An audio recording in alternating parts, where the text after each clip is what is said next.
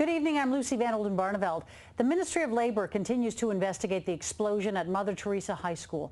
So far, the investigation has yielded no clues. Meanwhile, students are finding it difficult to cope with constant reminders of the explosion that killed Eric Layton. Omar Dubagi-Pacheco has the latest.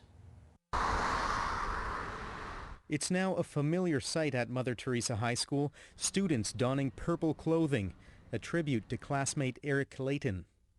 Reminders of him are everywhere as students try to cope with his death. No one really wants to be at school. People just kind of don't go to class and they just hang out in the atrium.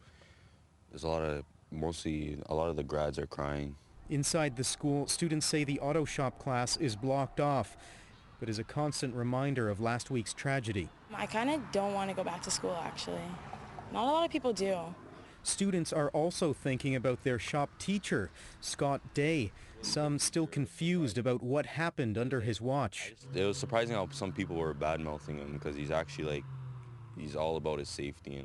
Ministry of Labour investigators say they're done testing the empty oil drum that's believed sparked the explosion, but so far their evidence is inconclusive. They say by Wednesday they hope to examine whether adequate safety policies were in place for the auto shop class and whether the auto shop teacher was properly trained. Last week, the school board assured the public their teachers are well trained. And this teacher in particular, given his job in the school, would have had specific training around hazardous waste and how to deal with it, how to store it, how to clean containers. He would have had all that training. Still, there have been very few answers, like where did the barrel come from? Legal experts say the result of the investigation will determine whether the family has a legal case. In any negligence case, they actually look at what was reasonable. Did the school take steps that were reasonable, or did they do things that were unreasonable? In this case, we're talking about, I think, cutting open a barrel that had some unknown substance in it. Was that reasonable in all of the circumstances?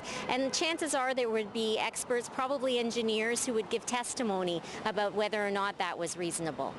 In the coming days, investigators will be speaking with those involved in the explosion. Omar Dubagi-Pacheco, CBC News, Ottawa.